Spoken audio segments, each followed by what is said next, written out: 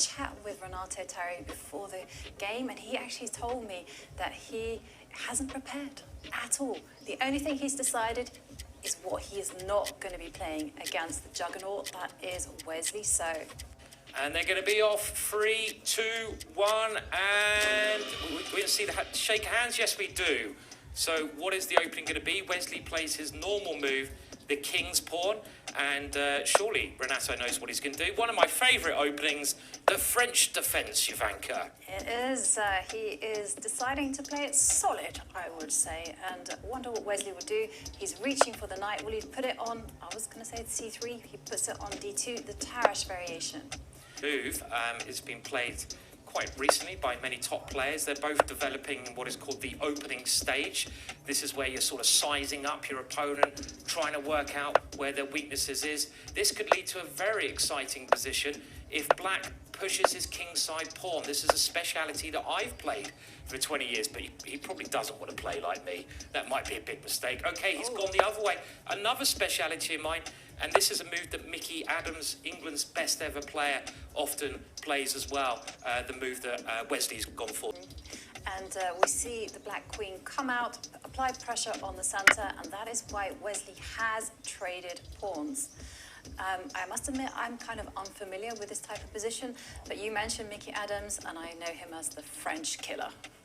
He is. Don't play the French defence against the England's #1 Grandmaster. Well, it's hard to play anything against him, but this is all pretty standard stuff at the moment. Black's retreated his queen. White has gone a pawn up, but probably only temporarily, because both of White's pawns in the centre, they're weak. They're not really connected together. They're not looking after each other. So Black is trying to take the one right in the middle with his last move. And I like that move because central pawns are very important. Remember, if you've been following the rest of our days here, you'll know the centre is the most important part of the board.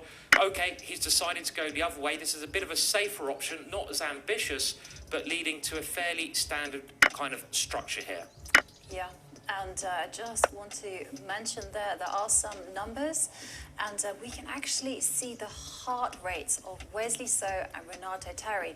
And just to give you a kind of guide, anything over 100 means the person is under stress, and anything above 120 means that the player is feeling the pressure.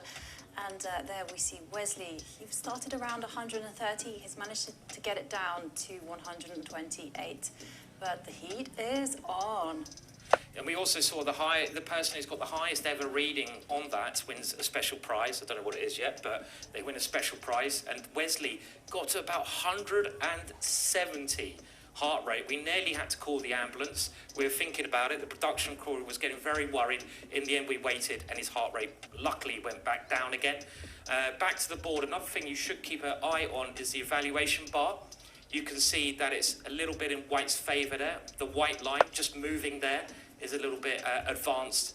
The position on the board, fairly standard for the French defence. The one real problem that Black has is his king, because he'd love to castle this special move, but if he castles, the king can get attacked very easily. Maybe a white bishop can sacrifice itself even over on the right-hand side of the board. So this is a long-term problem, I'd say, for Black here. Where do you put your king? And you don't want to leave your king in the centre because it will open up and be exposed later on. Yeah, I agree with you there, Simon. I think that big factor in the position of king safety, the king is after all the thing, is going to be a big problem for Renato Terry. But when it comes to playing with such a fast time control, I don't think those matters are so critical. I think Renato just has to survive these next few moves. He has to just pass the ball back to Wesley and say, the pressure is on you to do something. Yeah, I really don't like, I have to say, Renato Terry's position. I've played the French defence many, many times, and this is the kind of middle game position. This is the middle part of the game, which I gave up the French for, and I just don't like having my king in the middle, Ivanka. I want my king to be safe. I want to be the one attacking. if you look at white's king, it's got these 2 pawns in front of it. You might be thinking, well, black's king has got a lot of pawns in front of it, but it's getting in the way of the black rooks. It's stuck there, so they can't connect to each other. That king is just in the way, and Wesley, you can see his advantage there, bringing the other rook right into the middle of the board. So black's just kind of got to wait around a bit here, I think, and there doesn't seem so many useful moves that he can play. And you see the waiting right now on the board. Renato has just shuffled his rook now. He's shuffled his queen. He doesn't know what to do. He's just simply asking Wesley, come up with a plan. Just clarify the situation just a little bit so my life can be slightly easier. And there we see the queen moving to the side one more time. And the onus is on Wesley. And Wesley is also determined to play the waiting game. He's retreating his queen as well. And take a look at the clock time. Renato Terry has 52 seconds left. Meanwhile, Wesley is ticking down close to the minute. And we do have to mention that the players do get an extra 2 seconds per move. Now, one thing you don't want to do here is castle kingside as black. If black now castled, the queen would zoom down and give checkmate. But we're not going to see that kind of mistake at this level. They're still kind of dancing around in the position. Wesley's heart rate, 149, not quite ambulance level. Renato Terry's also getting his heart rate up rather high there. And he's just sort of playing this idea, put the queen backwards and forwards, asking Wesley, well, what are you going to do? I'm happy with a draw. Wesley moves his pawn, pushing that bishop back a little bit.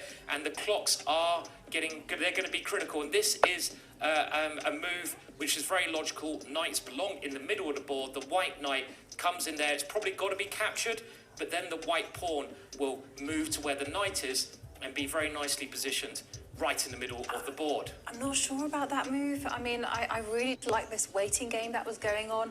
Here, at least, Renato Terry does have a plan. I agree with you. Capture that knight, stick the bishop on b4, fight for control over the c line. And, okay. 17 seconds, though. I mean, he's got to speed up. They do get 2 seconds per move. We can now see them on the board as the time is going low. Keep an eye on the clocks.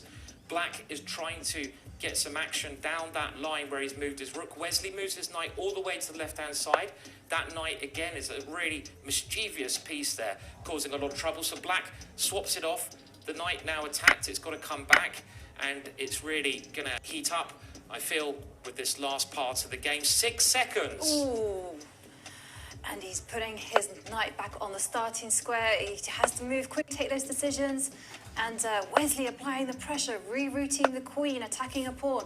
King moves to defend it. But take a look at that rook on h8. It's never going to get out.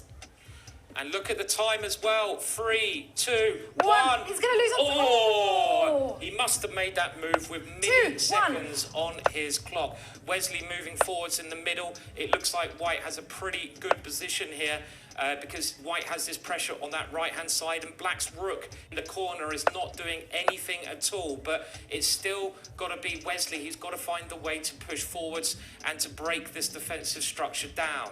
And take a look at the speed of Terry's movements. You know, he's just playing those moves instantly. He's got 2 seconds. And he moves his king to the g8 square. It's going to run to h7. No, it can't run to h7. The queen offers a trade. 3, 2, gosh. And Wesley wins a pawn. Wesley has captured a pawn. He's gone a pawn up. And again, just amazing how Renato is moving with 1 second on his clock all the time, but it's looking very, very bad for black. Wesley's a pawn up with the time in his favour. He's pushing in the middle. He's pushing on the right-hand side. He's putting a lot of pressure all over black's position. The rook comes in, swings all the way down with a check. And, well, not quite a check. The king moves straight up. Looks great for white. It certainly does, and Renato living on the edge. He's playing at breakneck speed, but it's not enough. His position is suffering. Nice move there, though, from black. Black came in with the rook. Can white use the 2 bishops? 2 bishops are supposed to be a big advantage. Wesley trying to get them in, and look at the speed that both players are playing. The rook comes in, penetrating into the middle, and in this part of the game, the ending, you've got to use your king. But black now has some chances. That pawn by the black knight, could that become a queen? It could. Be careful, Wesley. Do not capture the wrong pawn. Instead, he's offering a trade of rooks. Good stuff from Wesley. And now it is the b pawn that is going to come a marching. and you can just feel the nerves on This the is board, the and end. that's That it. is the end. Wesley has won the first game. I think he won on time, and he was about to get another queen there by pushing the pawn to the final square and turning it into a queen. So a great start for Wesley.